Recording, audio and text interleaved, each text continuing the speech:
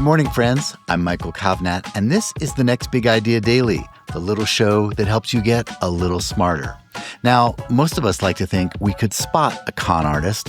Maybe they'd be wearing a trench coat or selling fake Rolexes from the trunk of a car.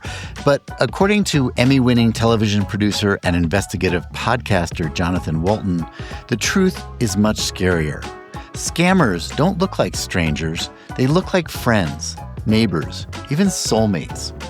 In his new book, Anatomy of a Con Artist, the 14 red flags to spot scammers, grifters, and thieves, Jonathan draws from his own jaw-dropping experience of being conned out of nearly $100,000 by someone he considered family. The good news, he turned that pain into purpose, and he's here to help the rest of us avoid the same fate. Here's Jonathan to share his big ideas.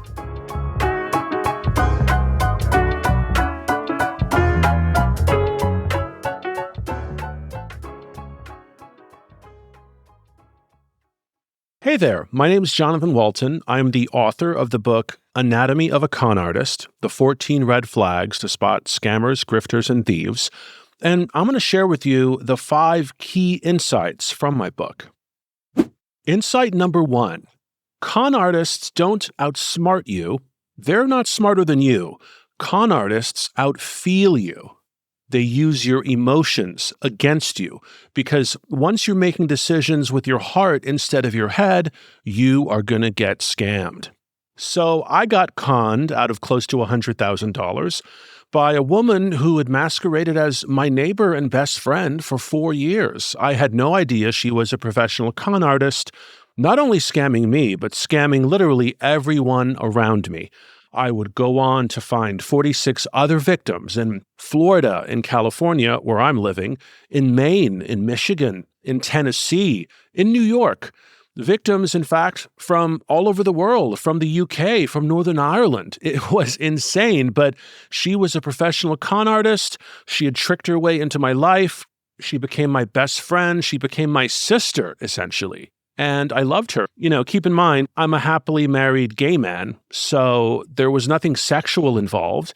At the time we met, my family had disowned me for being gay, and she confided in me that her family had disowned her too, because they're trying to get her disinherited. And then she started unpacking her scam. She had this 25 million euro inheritance coming, and she was supposed to get a hefty chunk of it, but her cousins, Fintan and Dermot and Tristan, were trying to get her X'd out of the inheritance, and they were causing a lot of trouble, hiring dirty DAs and police to prosecute her, and I was trying to help her. I was trying to rescue her. She was a damsel in distress.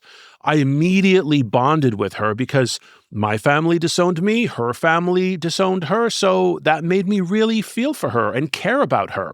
And that was her plan. Again, con artists don't outsmart you, they outfeel you. And she outfelt me. She hooked into my emotional core with this made-up story, and I fell for it, and I cared about her.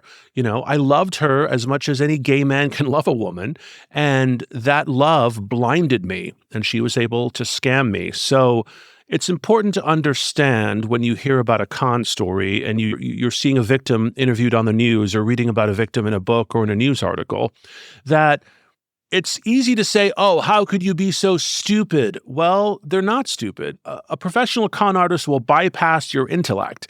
They'll form an emotional bond with you. They'll get you to care about something or care about them. Another victim my con artist scammed, he was going through a divorce. And this was a guy she met on a dating app, and she had a first date with him, and he had just gone through a divorce, and he was unhappy with his child custody arrangement.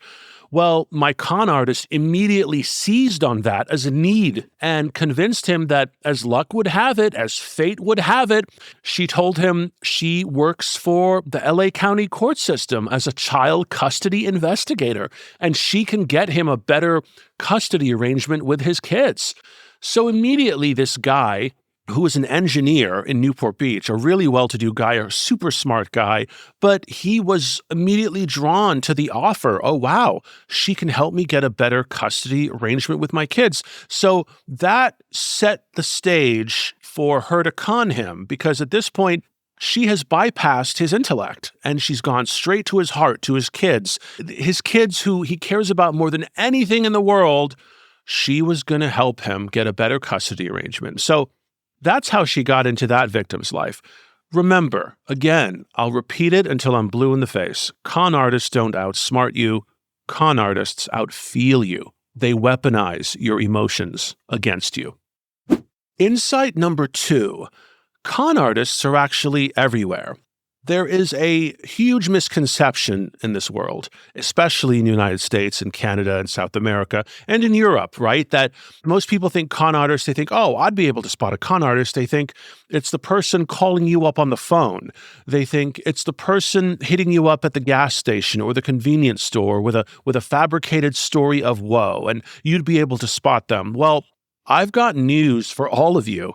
Con artists are people you know. There is probably a con artist in your life right now scamming people you know. And the only reason you don't know they're a con artist is because they haven't scammed you yet. Victims are not talking about these con artists. Victims aren't reporting these con artists. If your best friend, if your mother, if your brother gets scammed, they're not necessarily going to tell you or anybody. I'll explain why a little later, but just know that victims of con artists aren't talking. Case in point, after I went public with my story of how I got conned and how I put my con artist in jail after police turned me away, so after all that happened, my mother, my own mother, confessed to me that this woman who had been a family friend in our lives. I grew up with this woman. I'm not going to use her name because she hasn't been charged with a crime and I don't want to get sued. But this is a woman I grew up with. She was best friends with my mom. She was friends with my family members. She came to Christmas and Thanksgiving. Turns out she scammed my mom out of $20,000. Tried to get her for more, and my mom never told a soul. And my mom later found out, because she ran into another friend in the supermarket and ran into another friend on a plane, they sat together close by and talked, that this woman who scammed my mom had scammed them out of hundreds of thousands of dollars. But again, all of these disparate victims weren't talking to one another. My mom never told anyone she got scammed. So I tell you that to tell you this. Con artists are everywhere. They're probably someone you know right now. And in my book, Anatomy of a Con Artist, I lay out the 14 red flags of every con artist. And once you know what those red flags are, you can spot them a mile away. But if you don't know what the red flags are, you'll just think this person who's kind and charismatic and offers to pay for things and wants to help you and someone you care about deeply is just a nice person who needs some money. The way con artists execute their cons, they don't even ask for money. My con artist didn't ask me for money. She had created the situation that I offered. I offered to help her because by that point I cared about her and I loved her and she was a damsel in distress and I tried to rescue her. Insight number 3, how con artists keep their victims quiet. Now, every professional con artist working today, and there are millions of them around the world, and you don't know they're a con artist until they scam you, rest assured they're scamming a bunch of other people, and no one's talking about it. One of the main reasons is TMI, too much information. So when you meet a con artist, they're going to give you a lot of red flag number 1. They're going to offer to help you. Most con artists enter your life offering to help. My con artist offered to help me. Every con artist case I've investigated, 90% of the time, the con artists get into the lives of the victims offering to help. And after they offer to help, they're in your life, they are too kind, too quick. That's red flag number 2. They take you out to restaurants and pay for dinners. They buy you gifts. They do nice things for you. They babysit your kids. They will walk your dog. They're too kind, too quick, and you can't help but love them because who doesn't love someone showering you with kindness? And then they use this technique. I've labeled it the TMI technique, too much information. They will share with you the most intimate details of their lives, their deepest, darkest secrets. They'll tell them to you. They'll trust you with them. And that does 2 things. Number 1, it tricks you into believing, oh, this person must really trust me, so I can trust them. And it gets you to trust them.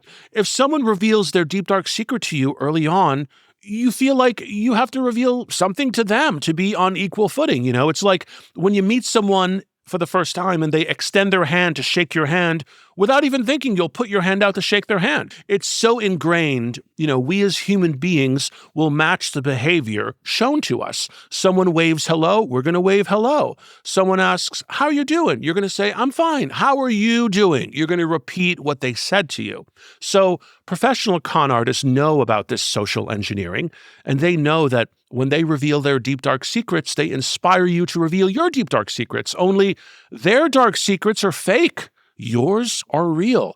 So by the time the con artist scams you out of money and you're thinking about reporting them to police, or you're thinking about telling your friends and neighbors, warning everyone, you know that con artist now knows your deep, dark secrets. And you don't want those getting out there. A lot of people have a lot of shame attached to bad things they've done in their lives when they were younger, maybe even illegal things. And that keeps victims quiet, because the last thing any victim of any con artist wants is for their own deep, dark secrets to end up in a police record or a court transcript during a trial. So this technique, the TMI technique that con artists employ, it keeps most victims quiet.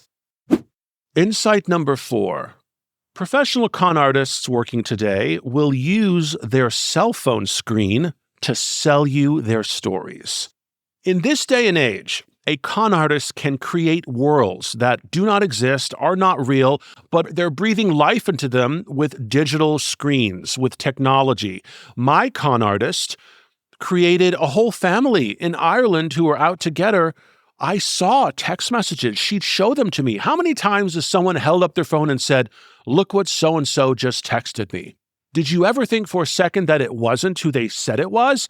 Instead, it was a Google account they created to text themselves as another character so they could show you evidence of a story they're telling you. My con artist would show me these elaborate, hateful texts from her cousins Fintan and Dermot and Tristan, from her uncle Patridge Clark in Ireland, from her barrister in Ireland. They use barristers. That's what they call lawyers over there, barristers. She would say, look what my barrister emailed me, and she'd show me the email talking about her inheritance. So never for a second did I think any of that was fake. I just assumed, this is a whole thing happening. She's got these cousins who hate her. They're fighting over this inheritance. I saw the official emails from her barristers. This is really happening. Only it wasn't really happening at all. She was just using Google accounts. Anyone can create a Google account to text themselves, to email themselves. They have all these other texting online accounts too. You could do these online texts and send texts to telephone numbers. So be suspicious if you meet someone new and they're relying on their phone to give you evidence of their story. Now, I've investigated so many con artist cases, and this is a common theme: technology. They'll show you their bank balance. They'll pop up a screen. It looks like they logged into their bank account, and this is how much money they have. It's millions of dollars or hundreds of thousands of dollars. Only it's not. It's a fake screen. It's a fake graphic they created to show you. So be suspicious if someone's always telling you a story, showing you their screen, their phone screen, to support their story. Insight number 5. Professional con artists all have day jobs, but those day jobs are just a cover. Their main job is scamming you. I've worked with victims who their con artist has a job in the mayor's office, is a financial investor for some big company, works for AT&T, works for a travel agency. Professional con artists have day jobs because that gives them legitimacy. You would be suspicious of a person who didn't have a job. You would think they might be scamming you or other people. How are they making money? Are they a trust fund baby? It's weird. And con artists know this, so they know they have to adhere to societal norms. So they will get a job, they'll have a career, and they'll be doing well in that career. But that career does not bring them the satisfaction scamming people does. At the end of the day, most con artists are psychopaths, and they get a thrill. They get joy in the same way I get a thrill from going on a roller coaster and shouting, going up high and going down fast. That's fun to me. For a con artist, what's fun to them is creating these worlds, creating these characters, creating these stories that do not exist. It gives them a godlike sense of amusement to watch all of us who they cast as unwitting actors in this movie that we're taking part in, but we have no idea is being made by the con artist. And they're getting off on the thrill of watching us react to worlds that they know aren't real, but they made them real for us. And it makes them feel like God. Thank you, Jonathan. Okay, everyone, you can get a copy of Anatomy of a Con Artist using the link in the episode notes. That's our show for the day. If you got something out of it, please leave us a 5-star rating and a glowing review so others can find it too. And go to nextbigideaclub.com to find out about our hardback subscription club. That's where we send you the best new nonfiction books as chosen by our curators Malcolm Gladwell, Adam Grant, Susan Cain, and Daniel Pink. Check it out at nextbigideaclub.com and use the code DAILY for a 20% discount. That's nextbigideaclub.com and use the code DAILY.